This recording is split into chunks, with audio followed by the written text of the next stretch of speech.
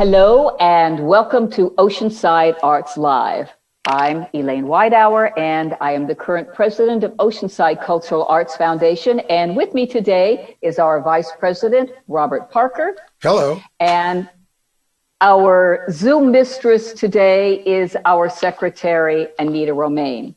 And we are here with three very talented young ladies, our 2020 scholarship recipients, and they are Danika Benson, Chiara Curnow, and Brenna Farris. So, ladies, will you please each introduce yourselves? Tell us the high school from which you graduated, what your arts discipline in, and what college you are attending at right now. Danika. Hello, my name is Danika Benson. I graduated from Oceanside High School. I will be attending University of Nevada, Reno, and my arts discipline is music. Okay.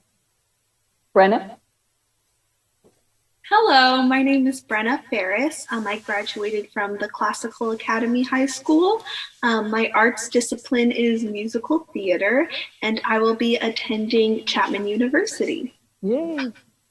Chiara?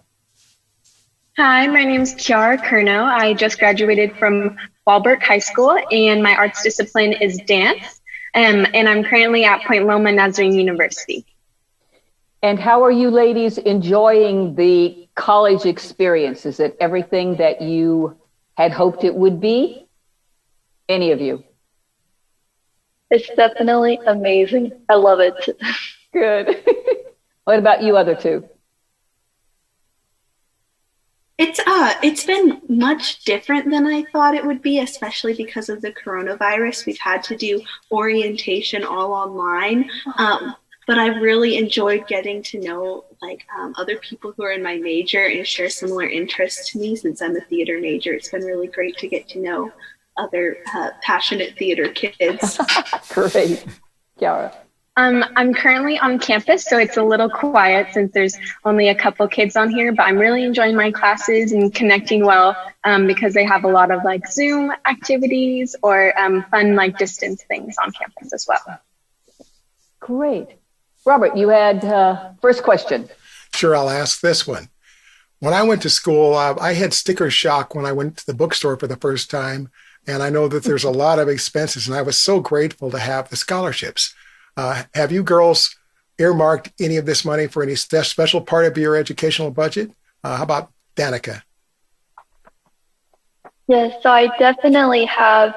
The money I went towards my dorm room, and I'm actually in the dorm hall right now, and I'm incredibly thankful for it, and it's helped me so much. Good, good. Brenna? Chiara? So the scholarship money that I've paid for so far went to all the programs I needed to get for my classes. I had to get a lot of simulations and science programs. And so those cost a lot of money. So I'm very thankful for the scholarship that I didn't have to pay out of pocket for those programs. Brenna? Great. Yeah, mine, I've sort of split in between tuition and then my textbooks. Textbooks are super expensive, and I've had to get a ton this year, especially since we're doing distance learning, so I can't get them from the library. So a lot of my money went for textbooks, and it was really helpful. Good. Robert? Now, one of the things when I grew up, I was more of a music nerd, and so all of my friends and all the people I associated with either was my rock band or was orchestra or choir or marching band.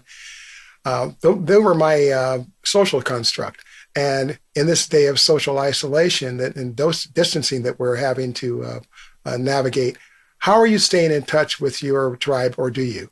And I call them my tribe because they are. Danika? Brenna? Oh.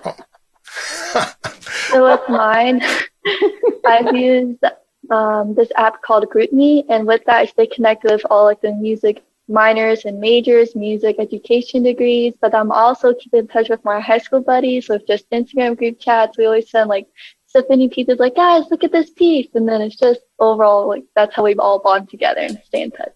Great. Chiara? So staying connected with my old dance friends, we have like our group chat and we'll message each other on there. We'll do FaceTime calls just to stay connected. But I started joining a dance club on campus. So that has been fun. We've done like a couple Zoom meetings. And so soon they'll teach us like a combo over Zoom, and then we'll be able to like dance in our dorms as well or outside. So that's how I'm staying connected that way as well. Brenna. A bunch of my now friends who are from the theater department, we all found each other on Facebook and we created a large group chat. And so then we started having Zoom meetings where we would literally stay up till like 3 a.m. just talking about our lives and past shows we've done. And a few of us who live close enough to campus have actually been meeting on campus and having socially distanced picnics and going to parks and finding ways to stay connected while also staying safe. Great, great. On this same theme, all of you are performers. So how have you adapted to this social distancing and with the pandemic and in your college dorms or in your rooms? How are you perfecting or honing your skill and still keeping socially distant? Brenna, let's start with you this time. I've been trying to find multiple different ways to be honing my different skills. So for musical theater specifically, I've been doing a lot of FaceTime voice lessons with my vocal coach. I've also been doing YouTube video tutorials that I think some different Broadway dance performers have put up different tutorials on how to do different dances. And then I've also just taken this time to do a little bit more script analysis and work on deeper character building since I've been blessed with the time to do that. Chiara?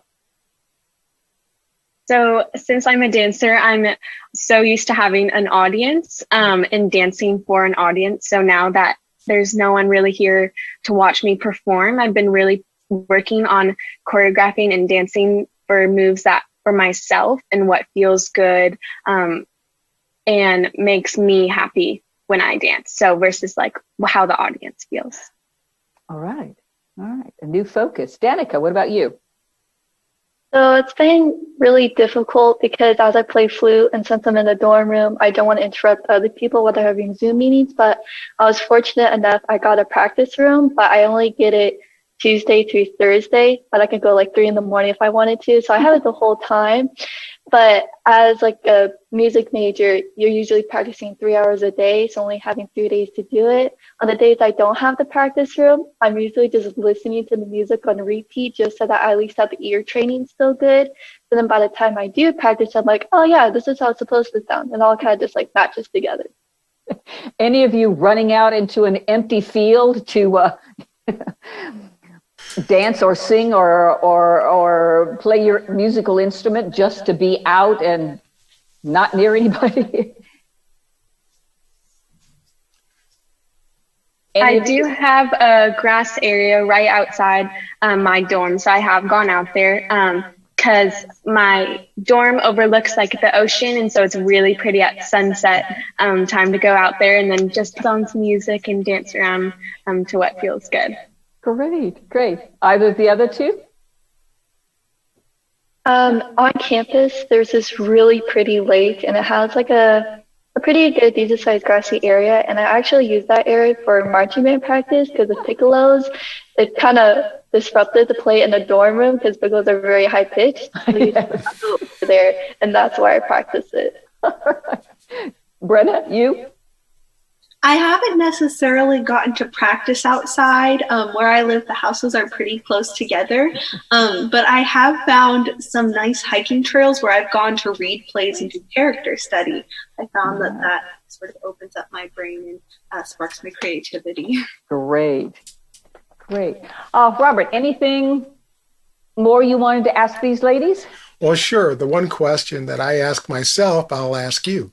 What would I do if I didn't have arts in my life?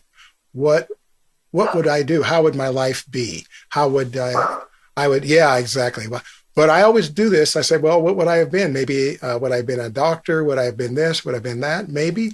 But so I want to know from you, each of you, how you could imagine your life without the arts and what the arts actually mean to you, each of you.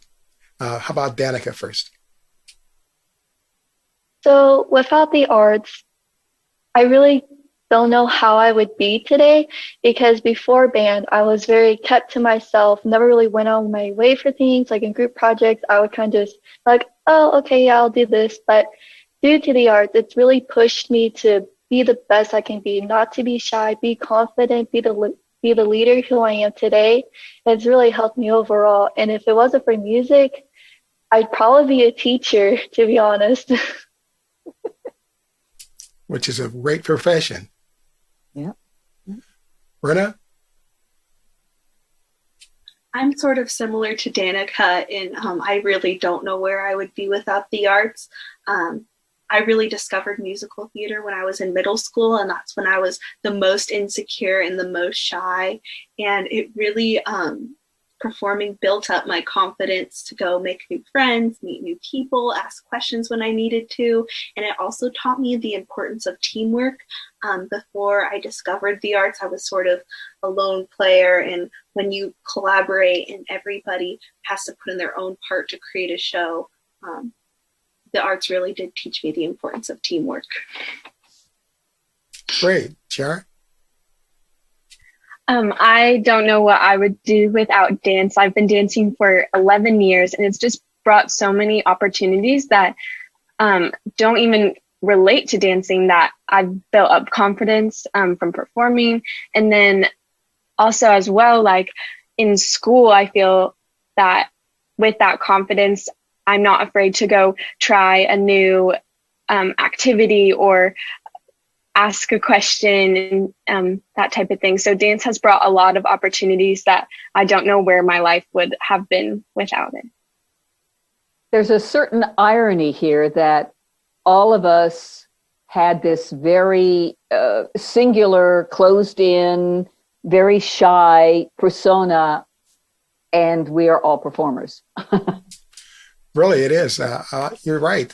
When I was basically very, very inward, but this certainly forces you to step out and make yourself larger, and it's a wonderful thing. And whether you continue in the arts or whether you have arts as part of your life and you continue in business, there's just no downside that I see. Exactly. Okay, ladies, before we wind this up, what is one thing you would like to share with the 2021 coming up grads? Chiara.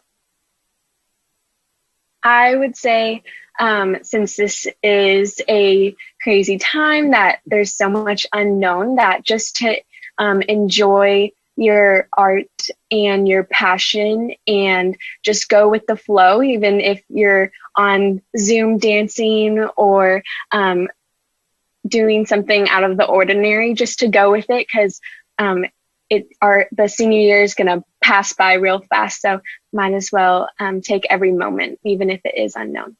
Great. Danika.